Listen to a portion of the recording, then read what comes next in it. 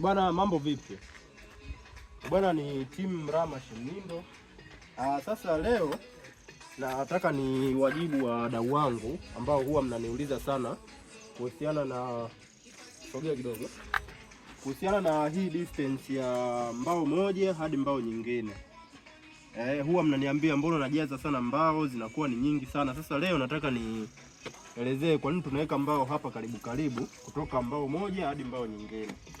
Hapa huwa kitu kinachotokea ni kwamba ukitaka kuweka mbao hizi, ukiona nyumba imewekwa karibu karibu, tunatumia vigae au bati ya aina ya vigae, na ndio maana unaona distance ya kutoka mbao hii hadi hii zinakuwa zipo karibu karibu sana, ambayo ingekuwa ni bati ya Covermax ingekuwa kwa kutoka mbao moja kwenda mbao nyingine ingekuwa ni hapa hivi. Kwa hiyo unaona hii distance ya kutoka hapa hadi hapa, na maana hapa zingekuwa mbao mbili lakini hapa ziko tatu.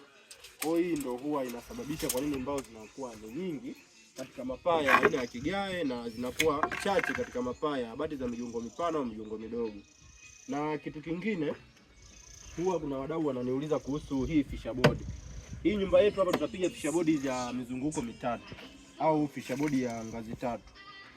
Lakini hapa tumeshaanza kupiga hii moja kama unavyoiona, alafu zingine zinakuwa zinavaa kwa huku ndani, zinashuka kutengeneza hiyo ngazi ili ionekane kama ina urembo. Maana kuna wadau wengine huwa wananiuliza hiyo fisherboard mnanunua sehemu gani au mna design vipi? Hiyo ni mbao tu kama zinavyokuwa mbao zingine kama hizi hapa, ila ndio tuna design inatokea inakuwa kama inakuwa na urembo, inakuwa na ngazi tatu. Kwa hiyo nadhani kwenye swali hilo nimeshamaliza kulijibu la 2x2, kwa nini zinakuwa zipo karibu karibu na kwa nini zinakuwa zipo mbali mbali. Ni utofauti wa bati ndio unatofautisha. Na design hii ya fisherboard kwa nini moja sio urembo kwamba unanunuliwa dukani, mbao, ila sisi ndio tuna design zinakuwa namna hii. Kwa hiyo kama unakuwa umenielewa na umependa kazi yetu na tutafuta, tunakufanyia kazi nzuri kabisa kama hii hapa. Tunapatikana Morogoro lakini nchi nzima tunafika. Uko Tabora, upo Katavi, upo Sumbawanga, sisi tunakuja. Lakini pia hata kama uko nchi jirani tunakufikia pia. Karibuni sana na asanteni sana.